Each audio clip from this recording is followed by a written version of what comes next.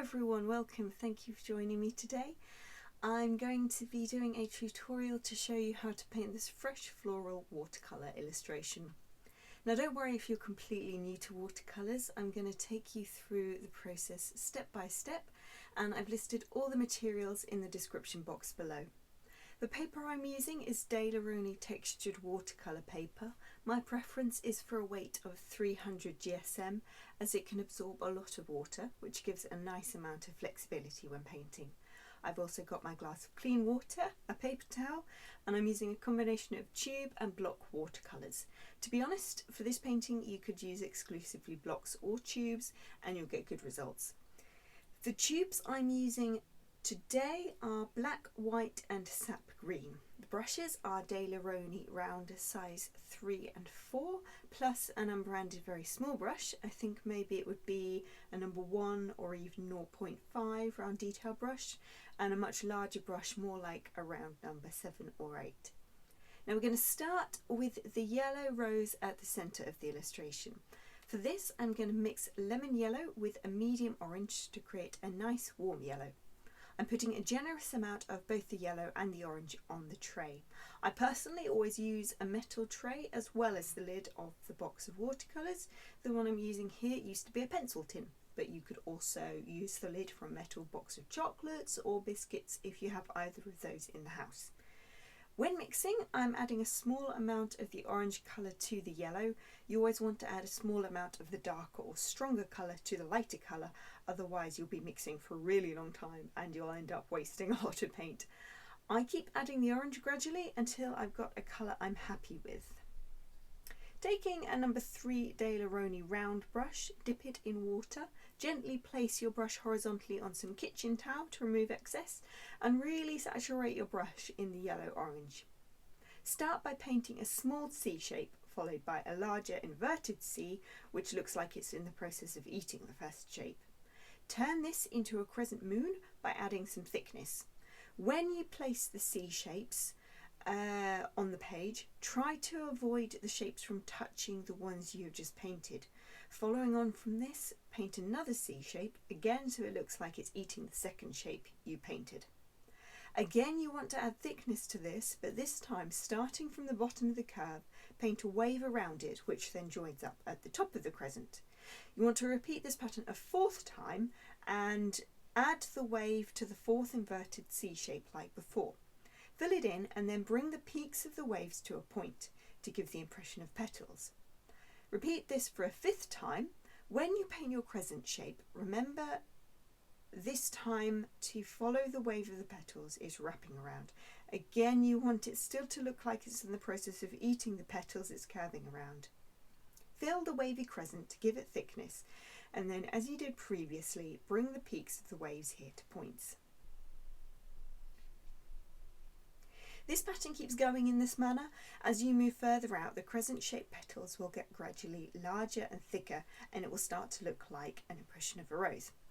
I love how the petals of a rose look like they're hugging each other, like they're sort of the ultimate support flower. I don't know, just me. Anyway, for the last few petals, you don't want to paint full crescent shapes. Instead, look for gaps that resemble a valley between 2 mountains and paint in some wavy triangle shapes in between. The idea behind this style of rose is it's intended to be simplified as each component is made up of a basic shape. Once you've gone round the whole flower and it's looking nice and balanced, it should look a bit like this. Now you can leave it like that if you like. I certainly think it works quite well, but you do have the option to add a bit of depth to it by taking some orange and painting a thin line along parts of the inner part of each petal section.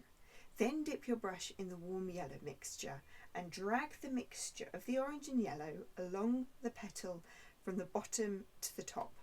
When you do this, the orange should still be a little bit damp, so you can drag both colours together and they will blend together. You should notice this happening here.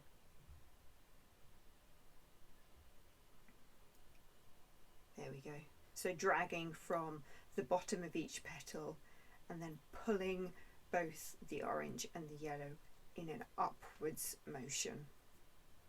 So you're integrating it into the whole of the petal.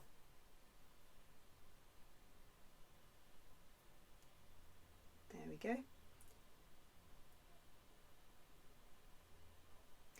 Now for the next part, we're going to be going on to the green foliage directly under the rose. Apparently these are called the sepal. I hope that's how you pronounce it. So this is something I did not know until I made this video. I had to do a little bit of research because I thought to myself, what is that part actually called? Anyway, I'm using Sap Green paint for this and the number 3 round brush. Starting on the left hand side of the rose, I've left a small gap between the yellow petal and our sepal, and with a brush saturated in paint, painted a small thin line about 5mm in length, which is then turned into a long curved isosceles style triangle of a narrow base with 2 long sides. I'm sure any mathematicians out there will hate me for comparing it to an isosceles triangle. This is how my brain works. Then paint 2 more thin curved lines, each one starting where the last finished. Then repeat this shape just off to the right hand side of the bottom centre, and finally on the right hand side starting above the point where the left hand sepal began. Ideally let it all dry before you start the next step. For the next step, take a HB pencil and very lightly draw 4 ovals around the rose. Each oval should have the rose overlapping it slightly. And for the bottom 2, the sepal should fall right down the middle of the bottom right oval, while the bottom left oval should be a little bit lower, pretty much directly under the rose itself. Don't worry if these are a bit wonky or not particularly neat. These are just here as guidelines. If you do accidentally smudge your sepals like I have, oops, don't worry. They can easily be fixed and painted over, which I'll do later and you'll see what I mean. Once these are drawn, take your biggest brush and get a generous amount of blue paint and then red paint on your tray. Then start mixing the blue into the red, the blue being the darker, stronger colour, and keep mixing until you have a dark blue purple. Once the mixing is complete, really saturate your brush full of paint, and I'm really saturate. Using the first oval you drew as a guide, lightly dip the tip of your brush around the inside of the oval. The paint should look like water droplets on the page, just as a sort of reference. Follow the inside line of the oval all the way round to avoid the yellow rose petals. You don't want those guys to touch. And then fill in the rest of the oval. The more paint on your brush, the better this will work. The brush can hold a lot of water, so do just bear that in mind. Okay, so these purple flowers are created in 4 parts.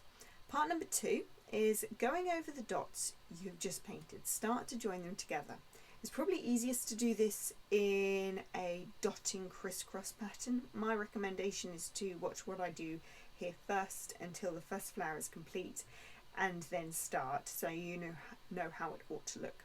The main thing is to join dots together, but make sure you leave areas of negative space. After you've completed the first of these flowers, repeat the polka dotting and crisscross dotting on the other 3. Don't forget to paint around the petals and sepals. The green sepal smudge from earlier can be gone over at this point with some purple dots. The green paint should have dried, so I can easily just cover up that cheeky little mistake, and you'll see that in just a moment as to how I go about that. I felt it was important just to take a moment at this point to acknowledge what's going on in, well, the world and also in the UK, and to say a big thank you to all the key workers working so hard at the moment. NHS staff, teachers, social workers, utility workers, scientists, postal workers, supermarket staff, and so many others. So yes, sending some well-deserved recognition their way, and also hoping that everyone watching this is staying safe and healthy. So there you can see, just going back to the painting, where the smudge was, I've gone directly over that with the purple paint, so now it's actually just completely gone. You never know it was there.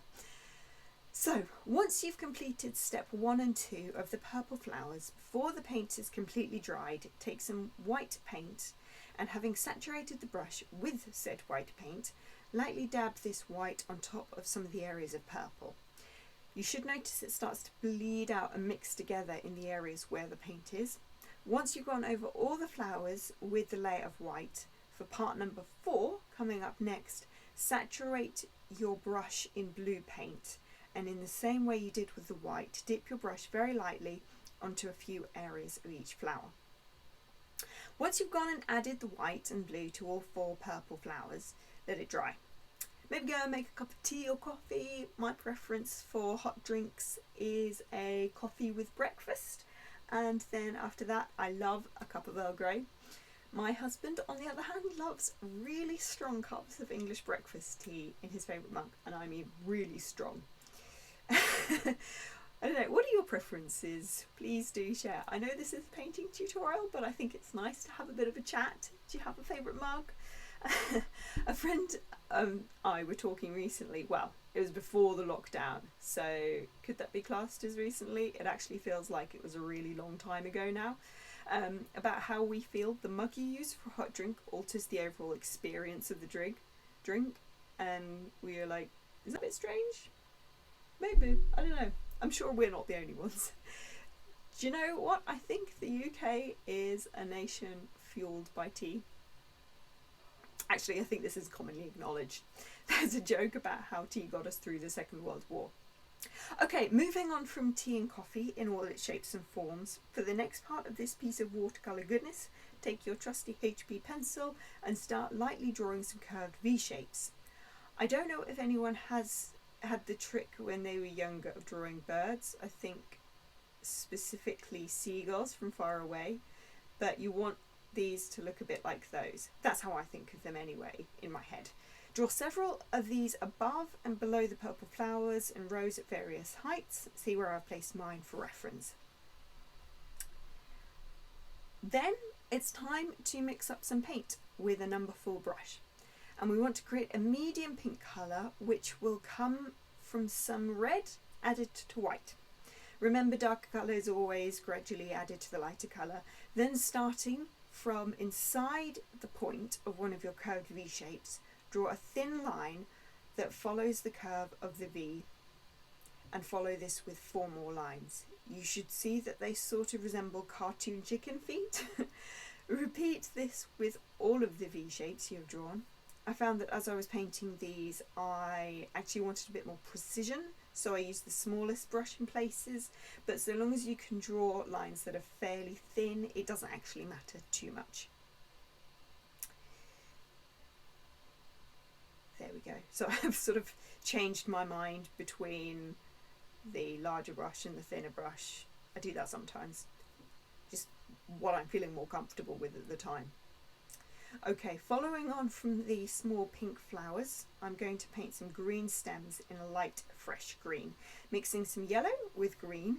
To mix these together, I use a medium-sized brush and then transferred over to the small detail brush. Starting from between your top 2 purple flowers, remember no touching the purple and green, paint a thin, loose, wavy line from the bottom to near the top, and then add in another shorter wavy line which turns this into like a wavy Y shape. I feel like I'm starting to notice an alphabet theme here with the shape references. Anyway, then paint another wavy capital Y to the right of the first one.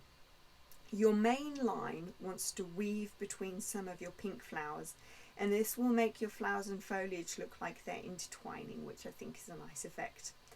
Once the top 2 are done, go down and repeat this at the bottom.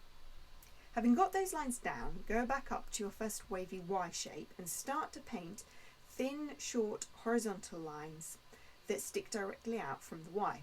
Some of them can be a little bit diagonal if you like, and they don't have to be completely evenly spaced apart. So yeah, just like you can see is happening here. Just a quick side note, you may have noticed that the image at the very start of the video and the one I was and when I say image, the painting, and the one I was holding immediately after, so the first and second images of what is effectively the finished illustration, were not actually the same painting. They were replicas of each other. So the first time I tried painting this, the camera I used was not actually sharp enough for the tutorial, so I didn't want the pictures to go to waste. Anyway, yes, a little sort of disclaimer there in case there was some confusion. The next step on this piece is to add in some little round buds at the end of each of the arms of the Y shapes, mixing yellow with black to make a very, very dark yellow, but not completely black. You could use dark brown if you wanted, and it would achieve similar results. Then, using the number 4 round brush, put a small circle at the end of each arm. They should look a little bit like the purple polka dots you put down for the first step of the oval flowers around the rose, as a reference. I feel like there's something quite satisfying in the roundness of them. Now later on we're going to go in with a much lighter colour once these have dried, and you'll have this really nice depth to these, and they'll look a bit more dynamic. Because the lighter colour is so light, the darker colour underneath actually means that the lighter colour will stand out a bit more. Once you've gone and put in all the buds at the top, go in and repeat this to the stems at the bottom. Right, not far now, but we do need stems for the little pink flowers. It's important to wait until these guys are completely dry before adding the stems on, because it requires layering. For this, I make a dark green colour by mixing black with some of the sap green, using a medium brush to mix the colours together, and then a detail brush for the actual painting. The process from before of starting from the bottom point of the V shapes and mimicking the look of chicken feet that was required for the pink flowers is pretty much the same here, beginning with the flower at the top left corner. Starting just below the bottom of the pink V, paint a thin, slightly curved diagonal line, following the line of the first of the pink petals on the right hand side. Then again, starting at the same point your first green line began, paint on another thin green line. It must stop a little before the top of the pink petal. Repeat this step a further 2 times. The last left hand green line should sit next to the left hand petal. This process should then be repeated on all the pink flowers. Then paint a slightly curved stem that starts from the bottom of the green V and curves around other flowers and foliage. Follow this with some leaves which sit on alternating sides of each stem. They should be thin, with each ending at a point. As I mentioned previously, try to avoid each individual flower from touching other plants in the pictures. The components should be like rivers that meander around each other, if that makes sense. When you're painting these in by starting at the top left and working your way through the flowers down and outwards, it means you should avoid the risk of smudging wet paint as much as possible.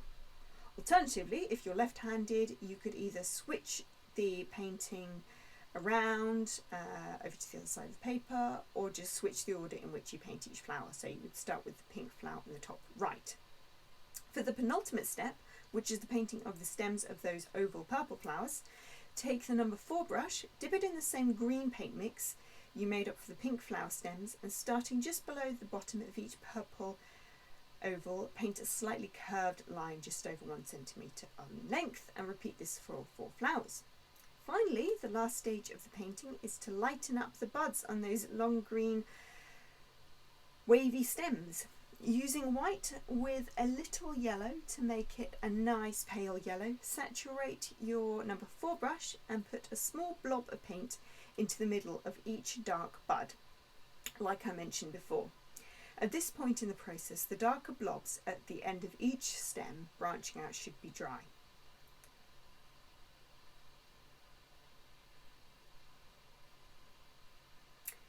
And there we have it. This is the finished product. Now you could leave it just as it is, or you could turn it into a card, maybe a thank you note for someone, or write something onto it and turn it into a nicely decorated reminder, personal mantra, or something meaningful and put it onto a wall. It could be the words happiness is and turn it into like a daily ritual where you remind yourself of small things that make you happy. For me, those cups of coffee and tea. Or perhaps you could write down a poem or verse you love, or simply use it as a reminder for a daily routine of gratitude. Well, that's it for today. Thank you for watching. Stay safe, much love, and I hope you have a really nice day. Thanks. Bye.